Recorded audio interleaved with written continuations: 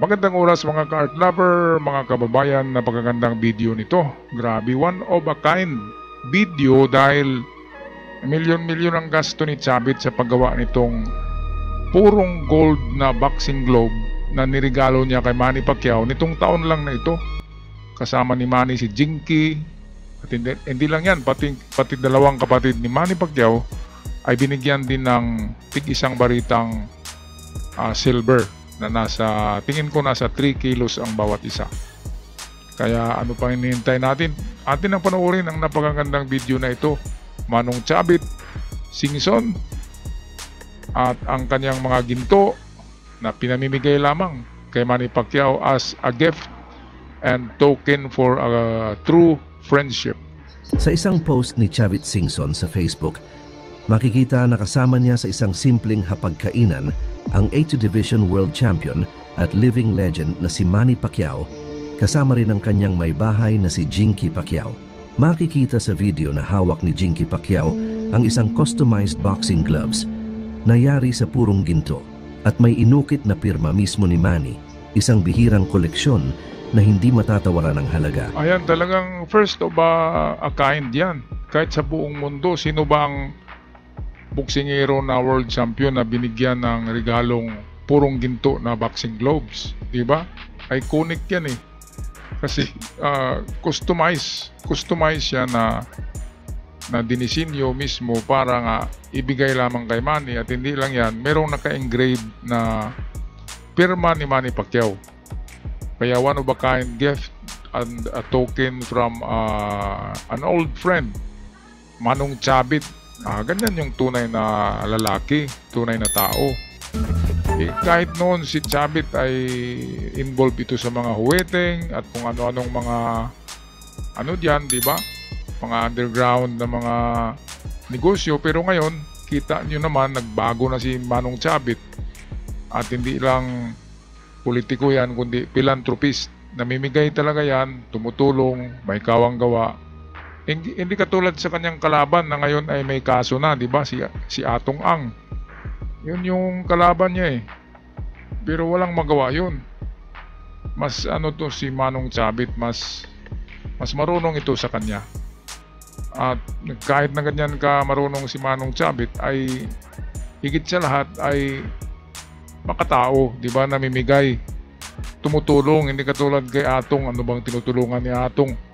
Bagkus ay nawawala yung mga sabungiro eh. Kaya hindi ako bilib kay Atong. Dito kay Manong Chavit, bilib ako. Kasi dalawa sa kapatid ni Manny Pacquiao ay binigyan din pala ng silver bar. Di ba yung tag 3 kilos yun eh. Dito mapanood natin yun ha. Panoorin muna natin ang video. Inahawakan yun ni Jinky Pacquiao yung isang baritang silver.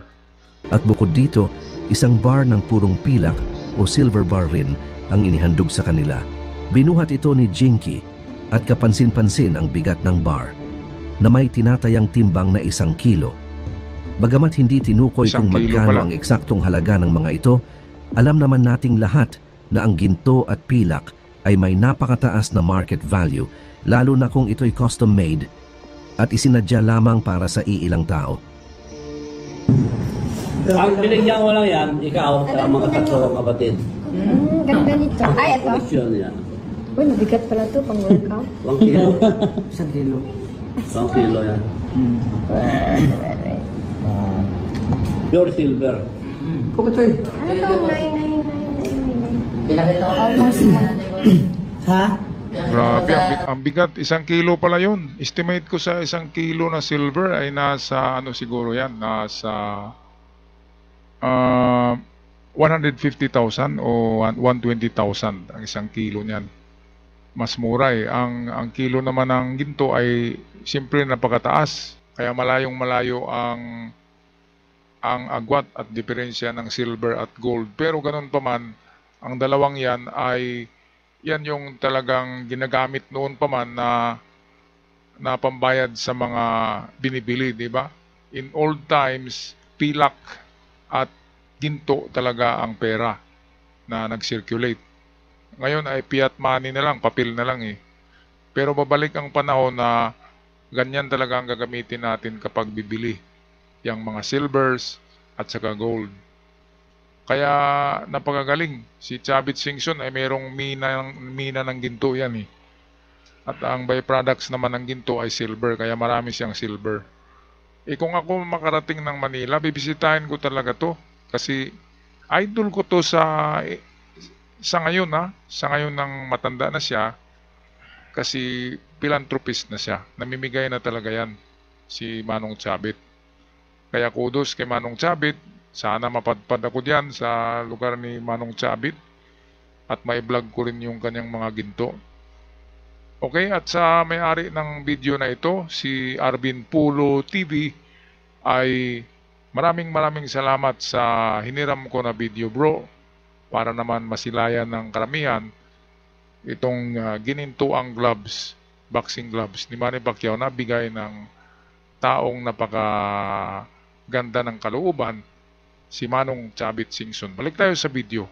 Ang espesyal na tagpong ito ay naganap noong Biyernes, Hulyo 4. At ayon mismo kay Chavit, iisa lamang ang nabigyan niya ng ganitong klasing regalo, si Manny Pacquiao at ang 3 niyang kapatid. Isang napakalinaw na simbolo ng tiwala, respeto at malalim na pagkakaibigan. Pero sino nga ba si Chavit Singson? Si Luis Chavit Singson ay isa sa mga kilalang negosyante at politiko sa bansa. Dating gobernador ng Ilocos Sur at kasalukuyang may-ari ng iba't ibang negosyo sa Pilipinas mula sa mining, tourism at telecommunications hanggang media at luxury services. Isa siya sa may pinakamalawak na koneksyon sa politika at negosyo at kinikilalang isa sa pinakamayayamang personalidad sa bansa. Samantala si Manny Pacquiao ay hindi na kailangang ipakilala. Siya ang kauna-unahang boksingerong nakakuha ng world titles sa 8 magkaibang weight divisions, isang tagumpay na hanggang ngayon ay wala pang nakakagaya. Siya ay dating senador, pilantropo at inspirasyon ng maraming Pilipino. Ayan, so wala talagang makakagaya kay Manny Pacquiao na boksingero kung boxing ang ating pag-uusapan, dahil nga sa 8 division, world champion, 8 division ang tina-championan niya. Sino bang magagawa niyan? Maraming nakaabot ng 4 weight division.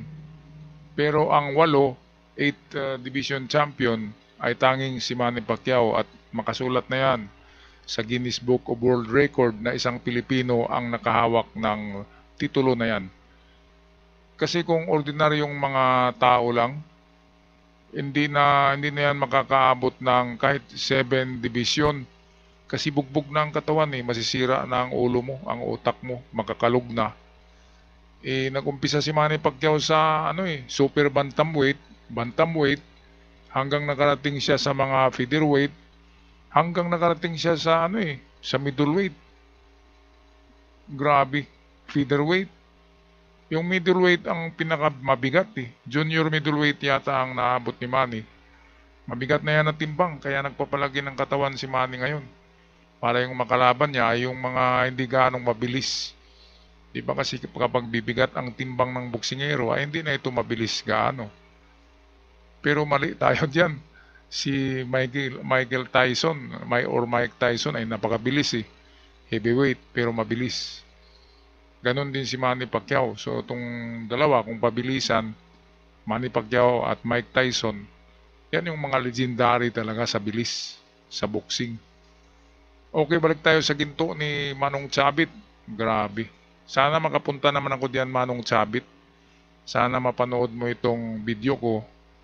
At ang aking content sa isa kong channel ay lahat mga ginto Kaya nandiyan lang pala ang maraming ginto sa mo sa puder mo Kaya pwedeng i-vlog ko yan. Sana naman. Di ba, Manong Chavit, pagbigyan mo naman. Wala akong ibang binibiliban na negosyante tsaka politiko. Ito Manong Chavit, grabe yung binigyan niya na di ba, regalo yung humuli sa kanya na na enforcer sa traffic. Imbis na sabunan niya ay binigyan niya ng regalo Talagang hindi yun pinapublish hindi publicize yung mga ginagawang kawang-gawa ni Chavit Singson. Sikreto lang yun. Kahit nga si Boss Toyo nang bumisita sa bahay ni Manong Chabit, binigyan ni Manong Chabit ng 10 grams yata yun na gold o 20 grams na maliit na gold bar si Boss Toyo. Kaya sana naman, di ba? Makahawak naman tayo ng maraming ginto diyan. Meron kasing koleksyon ng mga gold bar yan si Manong Chabit kasi merong mina ng ginto yan at saka silver. Hindi katulad kay Atong Ang. Saan ba galing yung pera ni Atong Ang? Hindi mo matrace kung saan galing Tapos ang sama-sama pa ng mga ginagawa. Tapos may panahon pala na nagka-enkwentro itong dalawa Pero walang panama si Atong kay Manong Chabit. Manong na manong yan. Kaya nga maraming nag-idolo dyan. Kung pag-usapan lang ay mga di ba? Ay mas manong talaga itong si Manong Chabit. Kaysa itong mga bagitong mga wannabes. Mga wannabes gustong magiging Hindi na lang natin banggitin. Alright, so napakaswerte ni Manny Pacquiao kasi yung boxing glove na yun, sa tingin ko na sa 15 million ang worth nun. Palagay ko ay nasa 3 kilo yun na boxing glove. So 15 million, maliit lang yun. Maliit lang yun na pera para kay Chabit kasi noong kalakasan pa ni Manny Pacquiao ay palagi naman nanalo si Chabit Singson sa pustahan ng boxing. Kasi nga palaging manalo si Manny. Ilan lang ba ang talo ni Manny? Ipag-umpisa ni Manny ng boxing sa Las Vegas, nandiyan na si Chabit Singson Kaya ang mga pusta ni Chabit ay palaging panalo yun. Minsan lang natalo si Chabit. Kaya kahit bigyan pa ni Chabit ng helicopter si Manny, ay okay lang, di ba? Kasi palagi naman nanalo sila noon. Okay, so yan nga yung magkaibigan. Give and take yan. Magbigay ka ngayon, yung isa tatanggap, and then kapag siya ang meron, siya naman ang magbigay, at ang isa ay tatanggap din. So, give and take. Yan ang maganda sa magkakaibigan. Alright, tapusin natin ang video courtesy ni Arvin Pulo TV.